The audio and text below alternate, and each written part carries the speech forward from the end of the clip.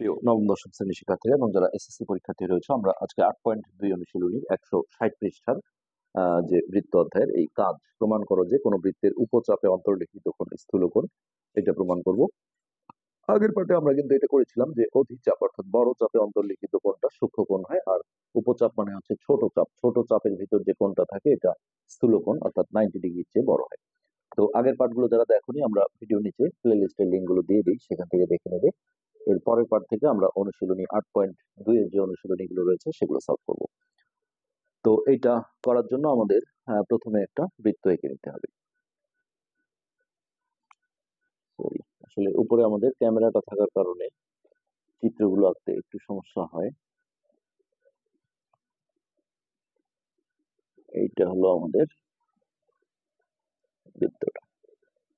ওকে, আমরা ধরে নিলাম এটা হচ্ছে আমাদের কেন্দ্র। তো এইখানে দেখো আমরা উপচাপ, উপচাপ মানে হচ্ছে ছোট চাপ। তাহলে আমি একটা ছোট চাপ তৈরি করে নিচ্ছি। ধরো এখানে একটা ব্যাস দরকার হবে, সো এখানে বি নিলাম, এইখানে এ নিলাম, আর এইখানে আমরা একটা সি বিন্দু নিলাম। তো এখন এগুলো যদি আমি যোগ করে দিই, তাহলে এই আমার বিএসসি যে কোণটা হচ্ছে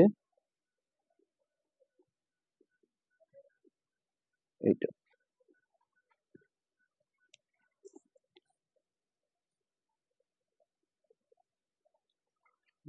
তো স্পষ্ট আমরা দেখতে পাচ্ছি এই পাশে যে বিসি চাপটা আছে এটা কিন্তু বড় চাপ, অর্থাৎ এটাকে বলে অধিচাপ। আর এই পাশে আমাদের এই যে বিএসসি, এই যে এইটুকু অংশ যেটা আছে এটা কিন্তু এর তুলনায় ছোট, অর্থাৎ উপচাপ হবে। তো আমরা বিশেষ নির্বাচনটা আস্তে আস্তে লিখে ফেলি।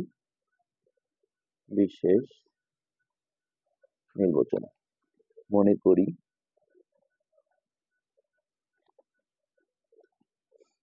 ও কেন্দ্র বিশিষ্ট, ও কেন্দ্র বিশিষ্ট বৃত্তে বৃত্তে উপচাপ বিএসি।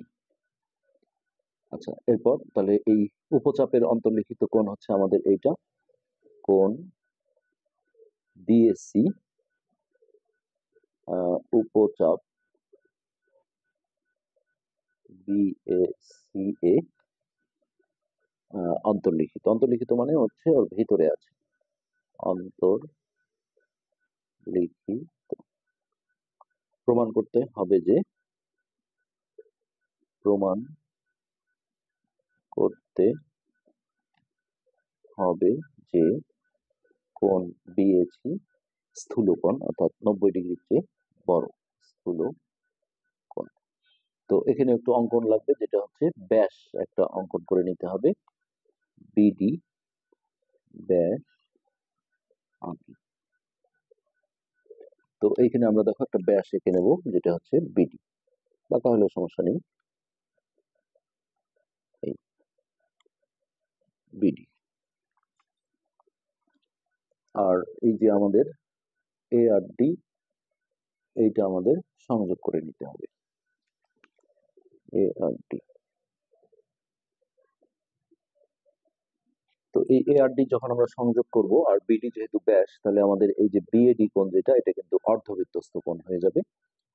তো এখানে আমরা একটু লিখি যে এ কমা ডি যোগ করি।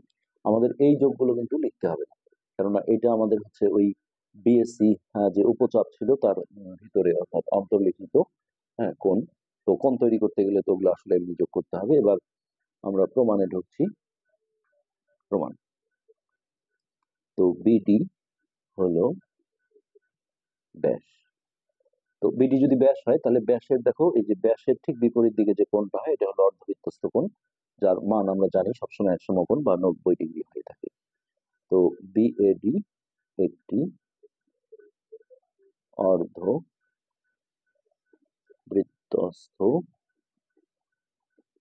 কোণ। তাহলে অতএব এই বিএডির মান হচ্ছে 1 সমকোণ, 1 সমকোণ। আচ্ছা, এবার এই জায়গায় আমরা দেখি যে আমাদের দেখো এই যে এই পুরো কোণটা যেটা বিএসসি, যেটা এই বিএসসি হচ্ছে যে উপচাপের অন্তর্লিখিত কোণ, এই কোণটা কিন্তু এই কোণের চেয়ে বড়। তো আমরা এখানে এইভাবে লিখি যে কোণ বিএসসি বড় কার চেয়ে? কোণ বিএডি চেয়ে। তো এখন দেখো এই বিএডি এর জায়গায় আমরা এক সমকোণ বসাবো, প্রমাণ কিন্তু হয়ে গেছে অলরেডি। এখানে বিএসসি টা ঠিক রাখলাম, বড় চিহ্ন থাকলো, বিএডি এর বদলে এক সমকোণ দিলাম। তাহলে আমরা দেখছি যে কোণ এই বিএসসি এর মানটা এক সমকোণের চেয়ে বড়। তাহলে এক সমকোণের চেয়ে বড় হলে সেটাকে আমরা স্থূলকোণ বলি। তাহলে অতএব কোণ বিএসসি একটি স্থূল কোণ।